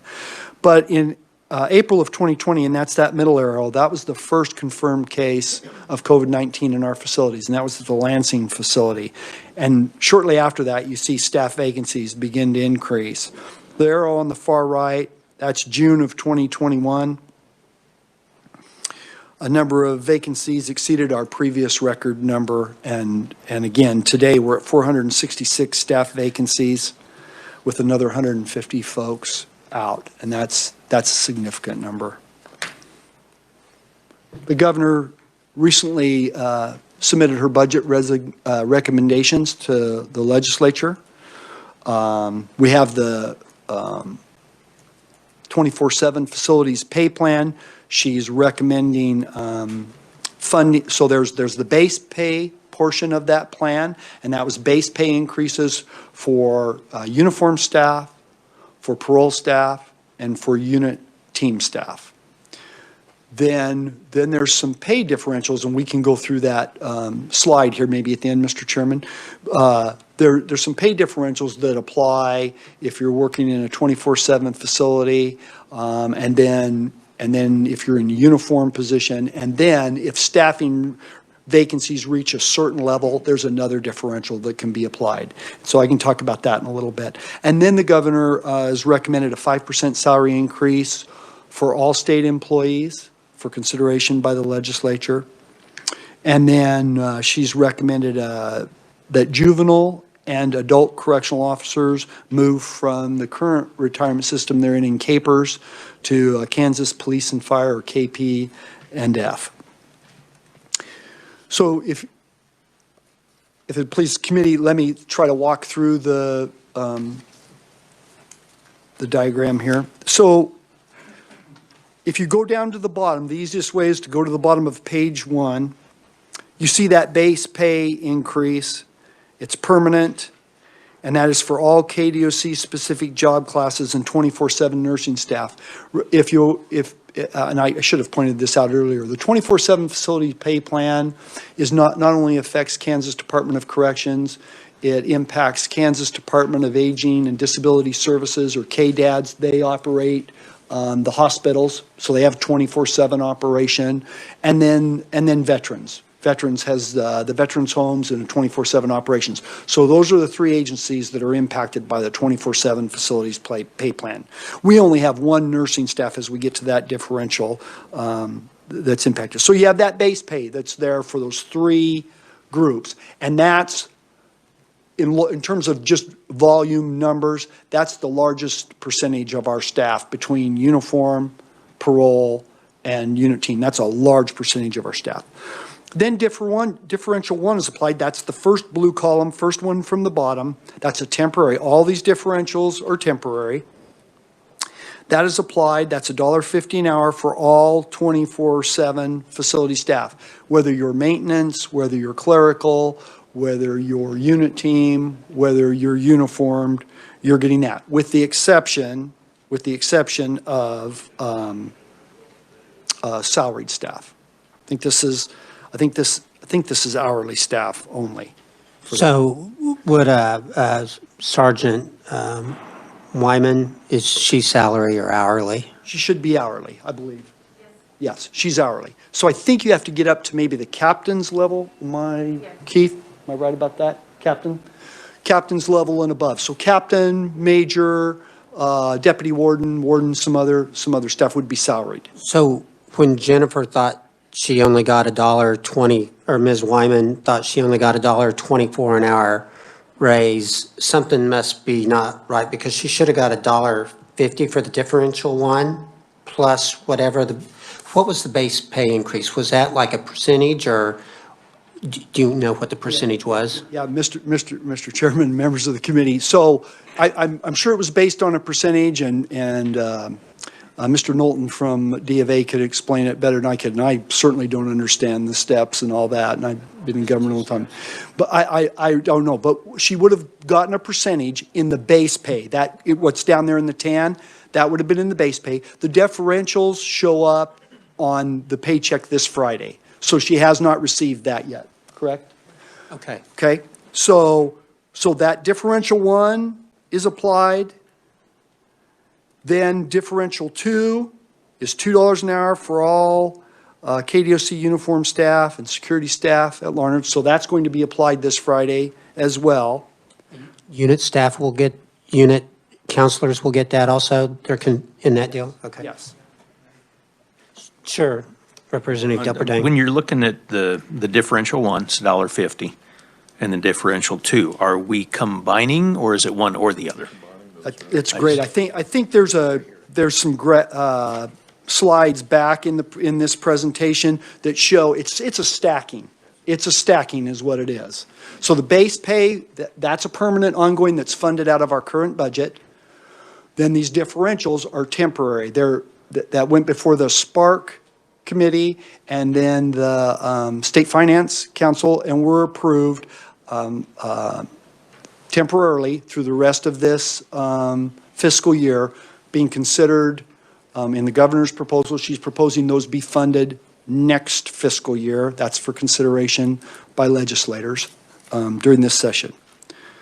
So differential 3 is all 24/7 facility nursing staff. Again, that's primarily veterans and KDADs. We do have one staff member that's medical that applies to us. It doesn't apply to our contracted staff. It's just you have to be a state employee.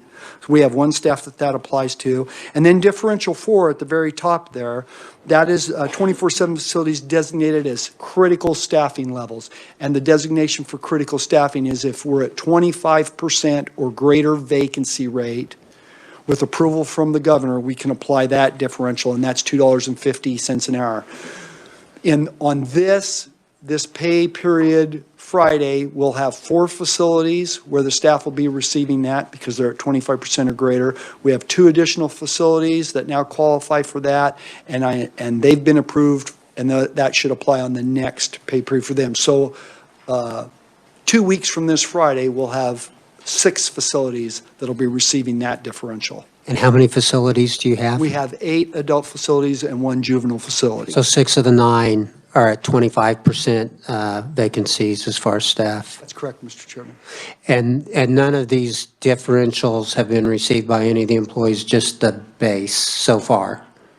Okay. Yes, Mr. Chairman. Just the base so far. The differentials will, to those that are eligible for them, will start appearing this Friday and then on, so forth. Now, salaried employees are not, I don't believe, are receiving the differentials. They're receiving a bonus, a one-time bonus. Those in the facilities are receiving a one-time bonus of the maximum amount, which is $3,500. And is that by statute? You're limited by statute, Mr. Chairman. Yeah, we're limited by statute at $3,500. I think Representative Weigel has a question. Yes, thank you, Mr. Chairman. I read it here, and I'm trying to find it real quick while I'm listening to you. You have, right now, you have 1 juvenile facility that's open, correct? That's correct, Representative. But I thought I read something there that you were going to open another one up within shortly. Maybe I read that wrong. Am I? Because of population?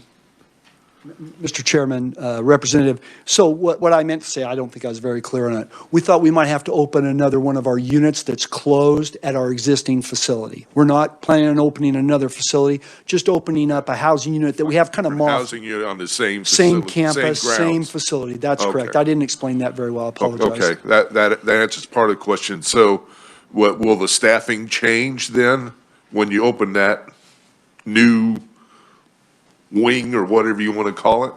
Will that change your staffing?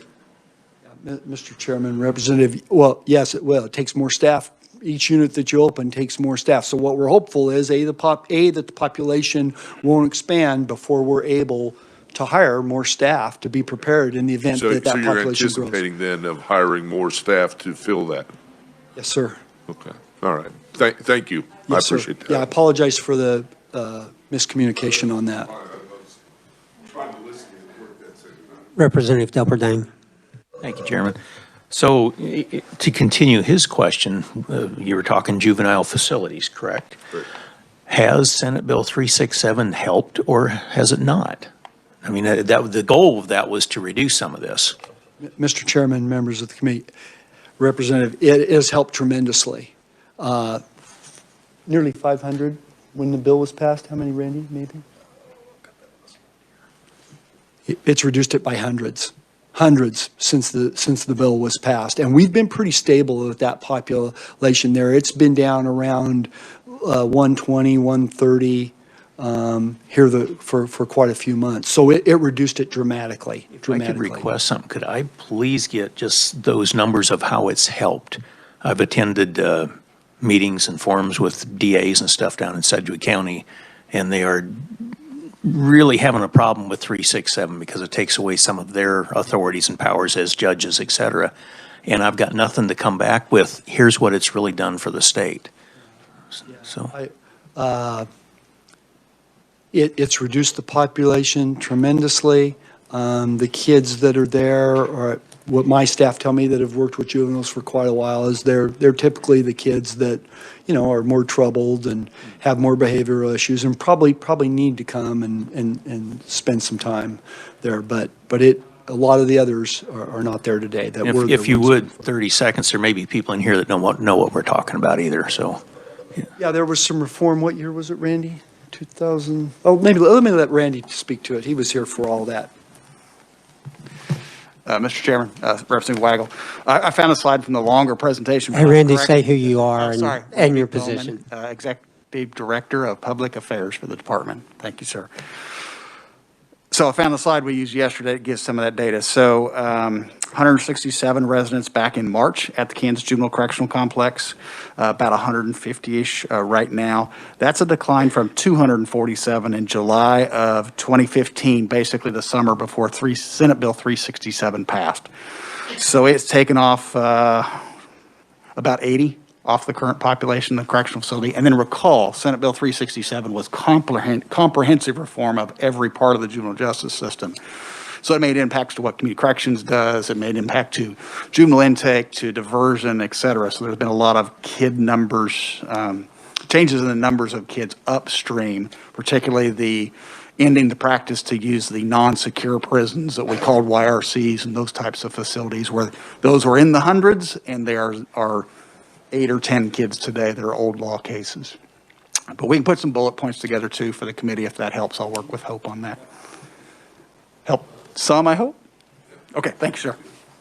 If I could add, Mr. Chairman, as part of that, we closed the juvenile facility at Larned, and we've since repurposed that and are housing some adults there. It's a very nice facility, and it was just a shame to let it sit there, but we didn't need it for juveniles anymore. We'll get you those numbers, Representative. So it's a stacking. Some of those are temporary. Some of them are built into the base. I think it'll be helpful in helping us retain our staff, and then we got to get out and get recruiting and see if there's a workforce out there. That concludes my presentation, Mr. Chairman. I'll stand for any questions or further comments you'd like to make. Anybody have any questions for the Secretary? One question before we get into the community corrections part. Do you know, we haven't received any of our budget documents yet, but just so when we hear from community corrections, do you know what made it through the budget office? What's going to be in your budget proposal to us for community corrections? Look and see if I have it in Mr. Chairman, I'm going to look and see if I have it in this presentation here.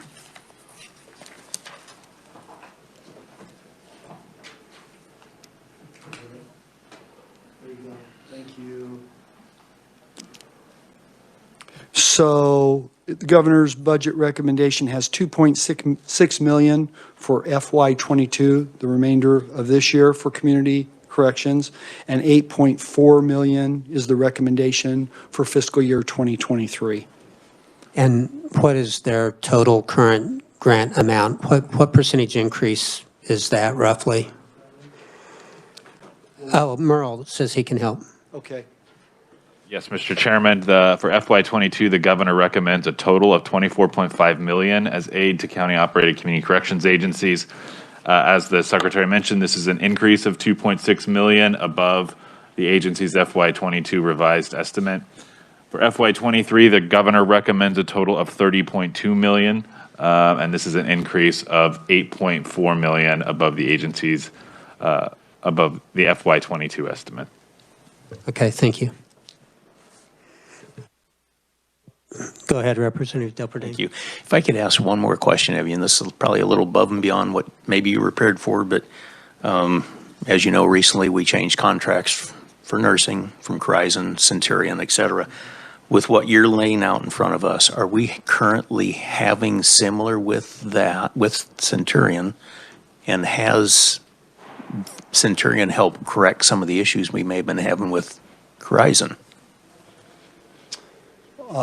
Mr. Chairman, members of the committee, representative, so Centurion's been a good contractor, very good. They've done a very good job for us. I'm very pleased. It was a good move for us.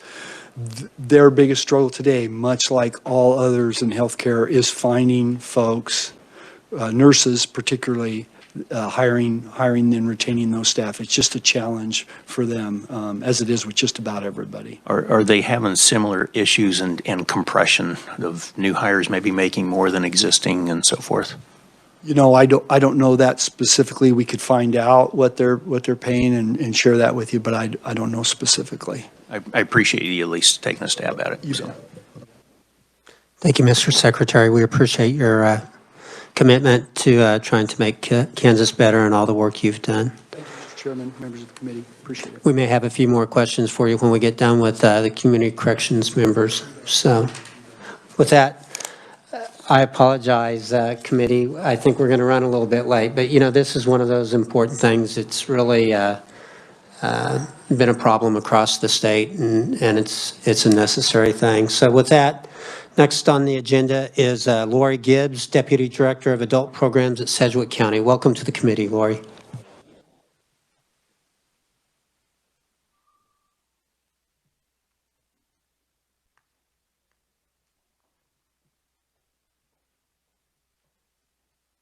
Got a PowerPoint that I'm going to wait for him to pull up.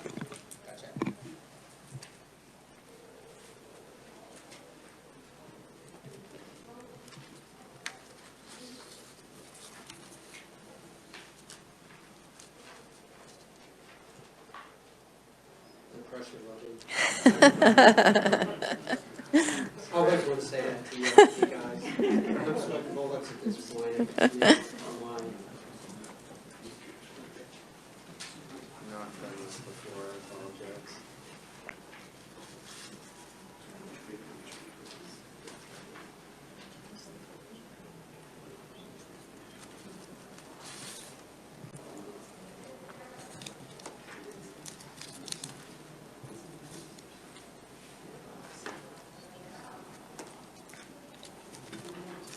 Here we go. All right. Good afternoon. My name is Lori Gibbs. I'm the Deputy Director of Adult Programs for Sedgwick County Department of Corrections. I'm grateful to have the opportunity to share the challenges we are facing in Sedgwick County as they relate to staff shortages and the supervision of felony offenders. By statute, community corrections agencies are assigned the highest risk offenders in the corrections continuum. We are a cost-effective, community-based alternative to prison. Our focus is on public safety and reducing admissions to prison facilities. Sedgwick County supervises over 2,500 offenders annually with an average daily population over 1,500. On average, 51% of the cases we supervise are presumptive prison or border box.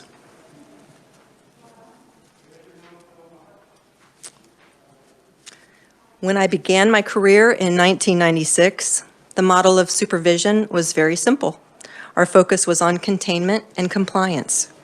Today, intensive supervision officers, or ISOs as we refer to them, still provide intense oversight of offender activity in our communities, but that's only part of the job. They've also been tasked with further reduction of recidivism through the use of evidence-based practices to impact behavior change. Officers must be highly competent individuals with the knowledge, skills, and expertise necessary to supervise this high-risk population. Through the use of risk assessment tools, officers address factors contributing to criminogenic behavior by providing access to services such as substance abuse and mental health treatment, cognitive behavioral groups, employment assistance, batterers intervention, and sex offender treatment. Offenders receive the services and treatment they need to live productively in our communities. They are able to work, support their families, pay taxes, and restitution to their victims.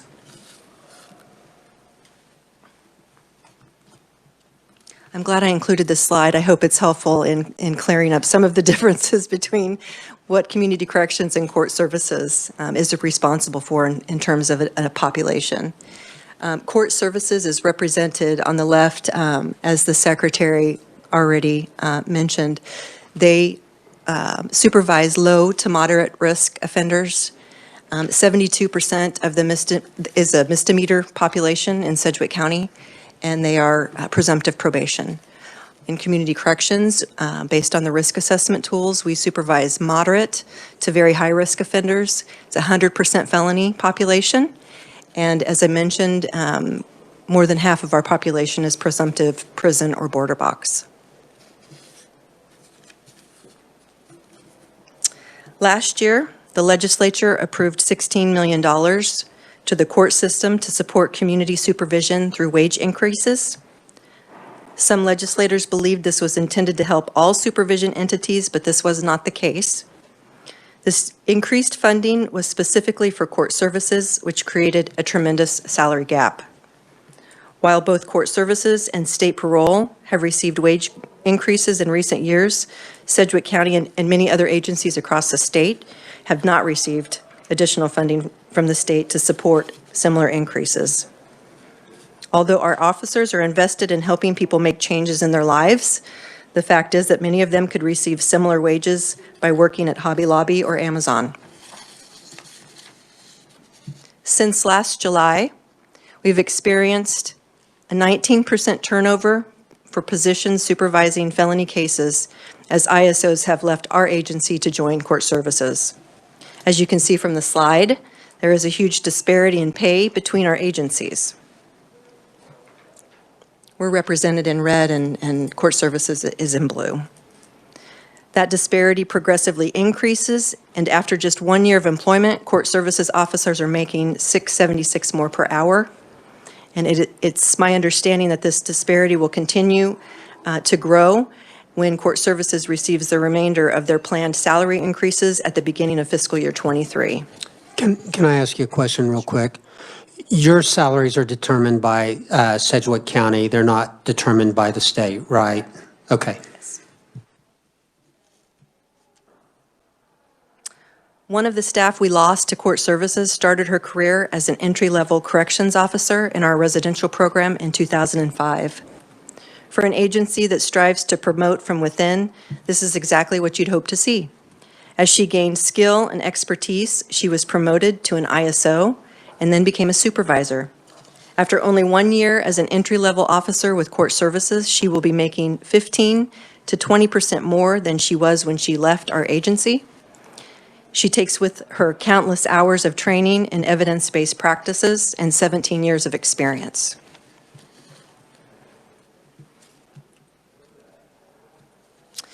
In Sedgwick County, funding from the state has remained flat or declined steadily for many years.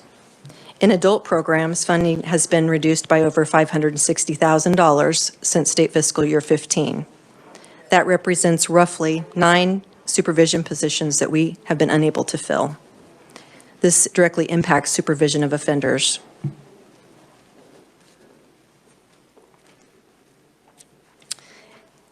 Intensive supervision in our communities is at risk. When agencies are underfunded and understaffed, caseloads are too large to adequately supervise high-risk offenders.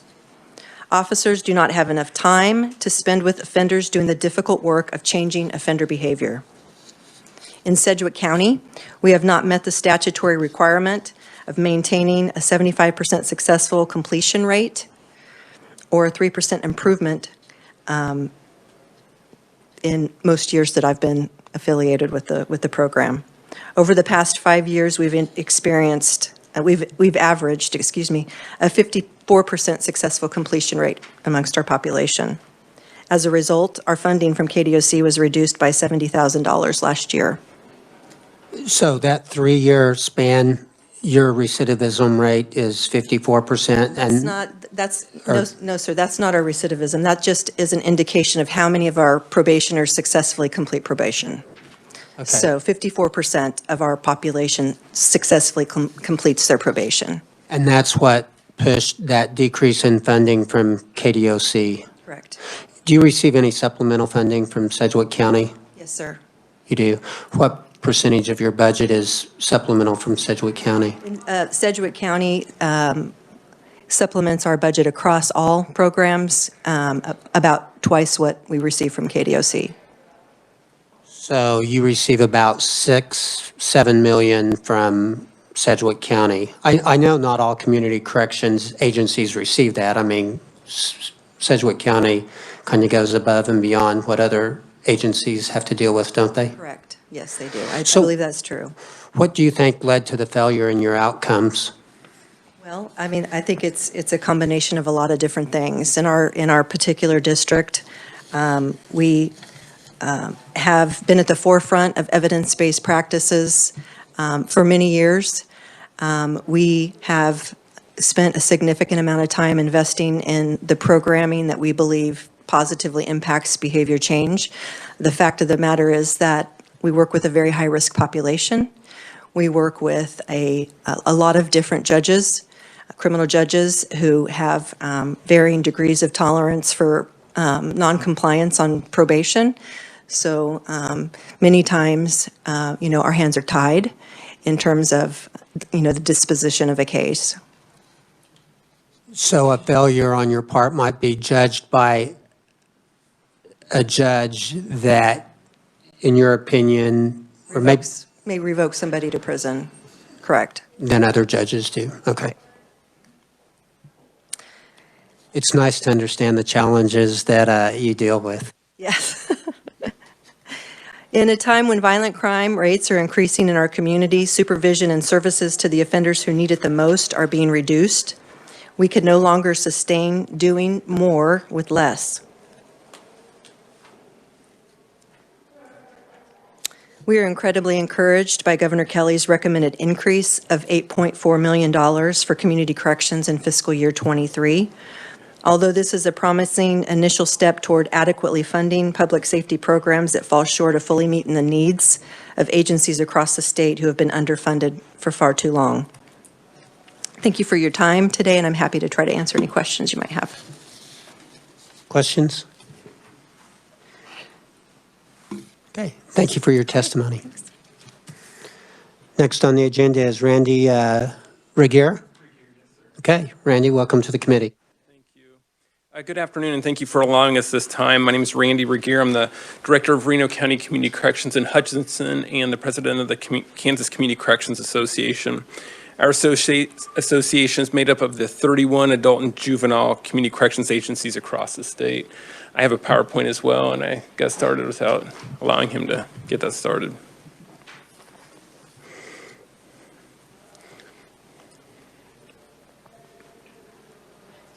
While we're waiting on the PowerPoint, I guess he just got it here, but does Reno County supplement your funding any?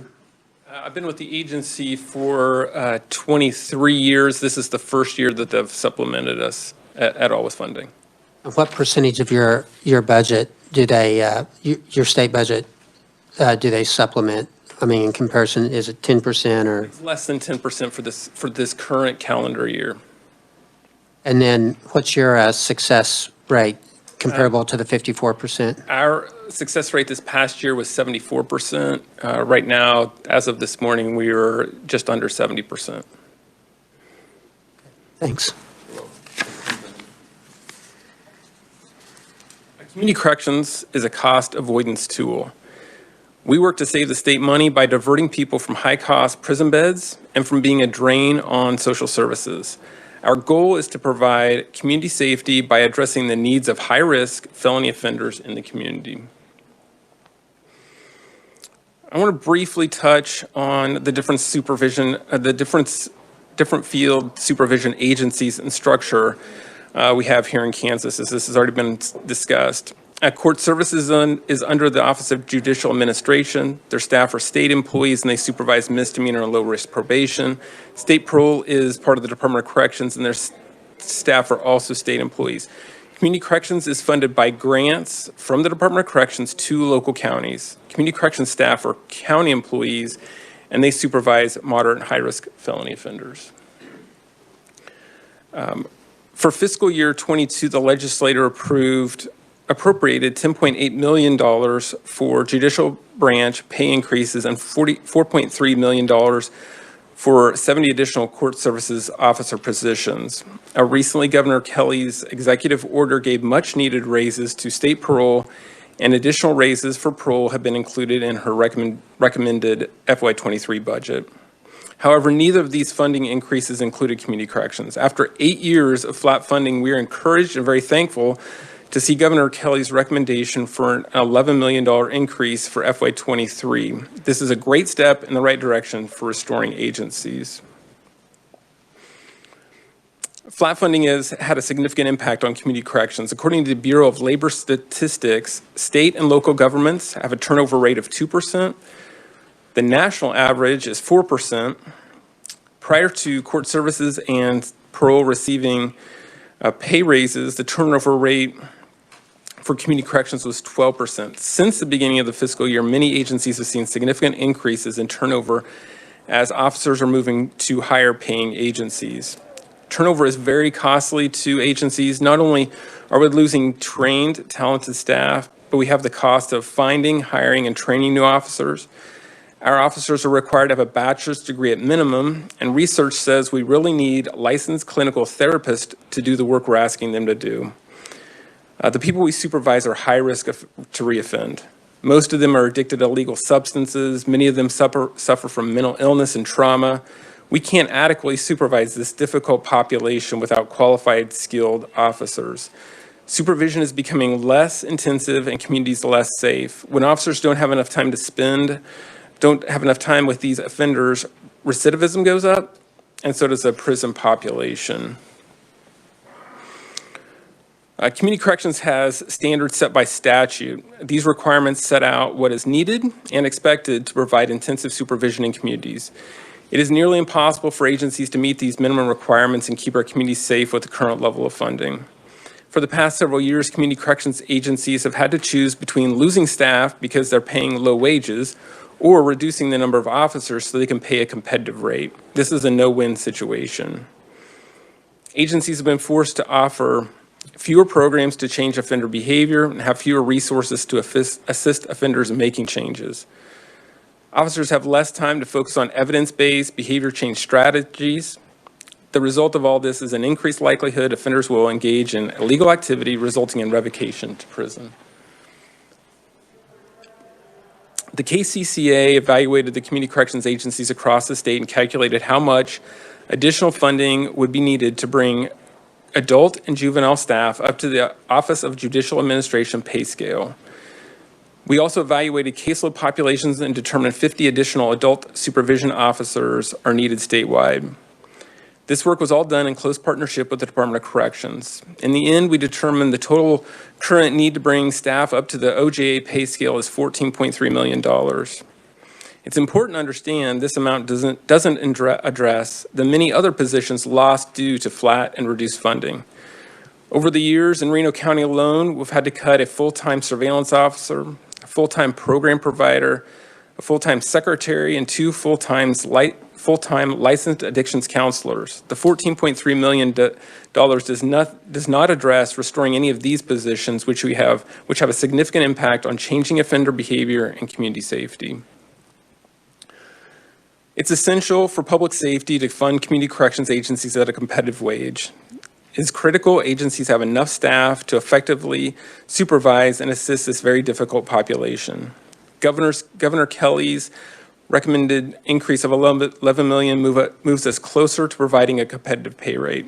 This is a great step in the right direction for restoring agencies.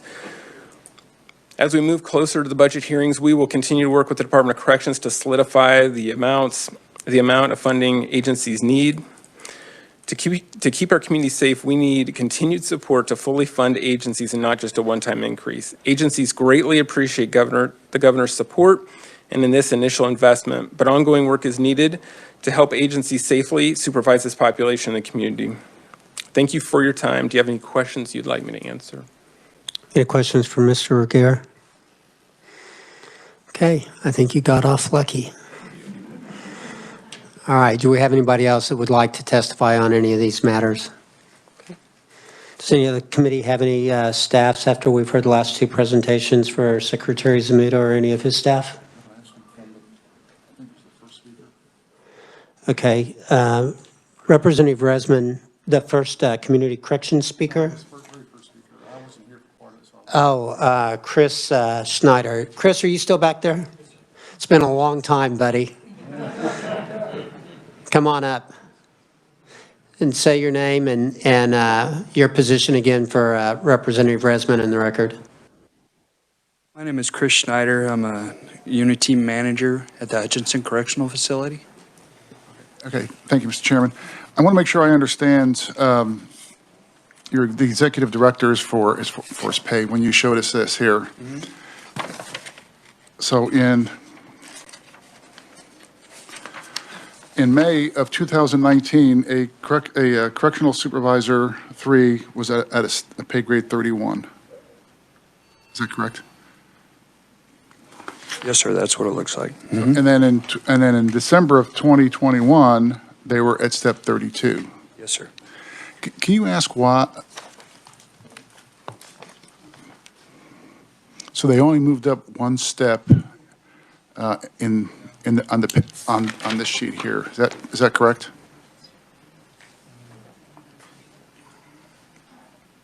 As I understand it, in December of 2021, they were moved from grade 31 to 32, and the entry step for that position was moved to step 8. So that means that anybody who promotes to the position of a CS3 after this date, their entry position would be grade 32, step 8.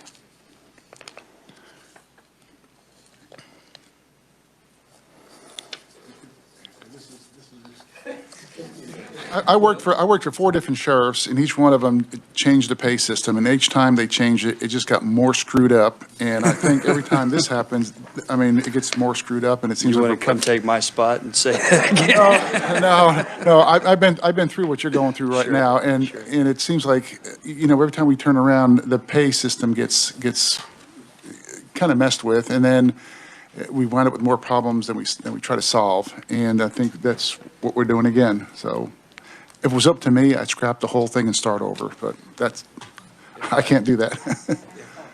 If I may, sir, anecdotally speaking, just as an example, I spoke with a staff person, one of my coworkers, who promoted to the position of a unit team supervisor 3 to 4 years ago. So when this round of raises was implemented in December, she actually had a fairly significant raise. She went from, I believe, step 4, pay grade, let me find, I don't want to lie to you. I believe she was step 4, pay grade 27. And so when the raise was implemented, she would have moved to pay grade 28, step 8. So that was a fairly significant increase for her. However, there were people who had promoted to that same position about 6 months ago that also went to the same step and grade. So those 4 years that she worked in that position prior to those new people being promoted, there was no separation between the two. Had there been step wage increases during that amount of time, 2.5% increase, there would have been you would have been able to see the distinction between somebody who'd been doing the job and somebody who newly got promoted to the job. I know exactly what you're talking about, because that happened to me, where one of the times that one of the sheriff changed the pay system, 6 months out of the year, somebody had less time than me, made more money than I did. And that's not right, and that's not fair. Thank you. Any other questions or comments from any of the committee members? Okay. If not, I do want to thank everybody that's taken time out of their schedule to be here. It's important for us to, what's it? It's important for us to hear these things, and hopefully we can shed some light on some of the issues in the department, and maybe this is a first step. Anyway, committee, tomorrow we're going to be hearing some of the same issues from other departments under our budgetary authority. We're going to hear from Board of Indigent Services, and then Sentencing Commission. That one's probably not quite as extreme because of a few reasons, but that's what's on the agenda tomorrow. So thanks everybody for your time, and have a good evening. Thank you, everybody.